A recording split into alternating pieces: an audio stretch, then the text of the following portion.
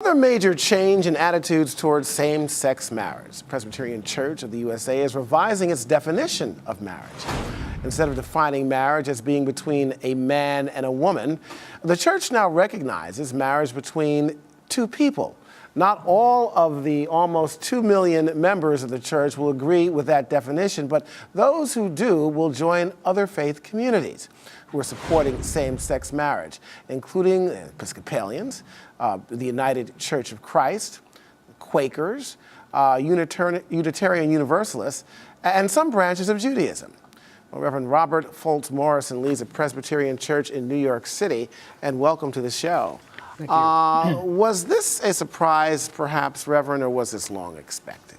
This has been long coming. We've had about 30 to 40 years of looking at issues of human sexuality and relationships in our church. Mm-hmm. We've had many votes throughout the years. So this has been long coming, and this finally came to a head last summer when we voted on it. Mm-hmm.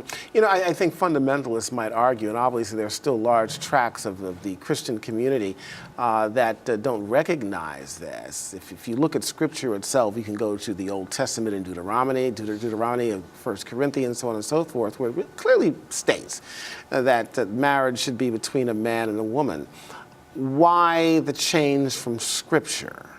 Well, there's different definitions of how we have relations in the Old Testament. I mean, people didn't necessarily live in relation between one man and one woman throughout all the relations of the Old Testament. So we need to look at the different kinds of relations. The abomination that most people are referring to is Leviticus. Mm-hmm. People shouldn't lie down with each other and so forth. What we, But it clearly also talks about homosexuality. Well, homosexuality is a 19th century term that's been applied to texts that were much, much older than that. Mm-hmm. And some of the things that we may not have the time on camera to go into, or what were the cultural practices against which Israel was faced when they came in the Promised Land. There were cults, there were orgies, there were temple practices of other peoples, and so they were laying down a different kind of a practice for the people of God. I want to be careful with this, you know, and be very sensitive to this, but it also says in the Scriptures that the man should not have sex with a woman. I mean, I don't think there's anything in context that would change, and an animal, that should not change things over the course of time, I would think. Do you? No, and we're not. The Presbyterian Church is advocating that marriage is for the well-being of human people. It's a gift of God. The difference between the civil society is that we believe it's a covenant of which God is part. And that's perhaps where some people differ. We believe that two persons, same-gendered persons, also can be part of that covenant relation in which God's part. And that's probably where we differ with our brothers and sisters in other parts of our church throughout the world. Well, I guess this is also an attempt, too, to be more inclusive, too, to bring other people in who otherwise would not be accepted into the church, to become members and also learn more about God and about Christ. Well, there's a verse everybody knows, John 3:16, held up in many places.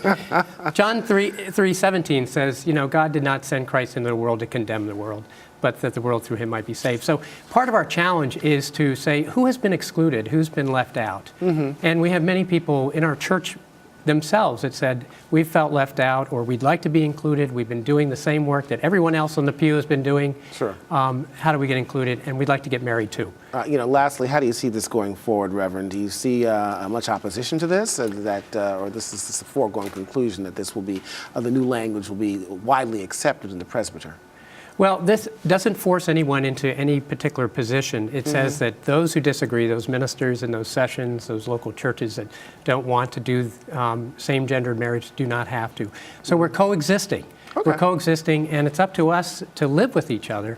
We had a vote yesterday in our own presbytery, a very fervent dialogue, and part of it, what it was can we live with each other with the differences that we share? It's a very diverse presbytery, one of the most diverse in the world.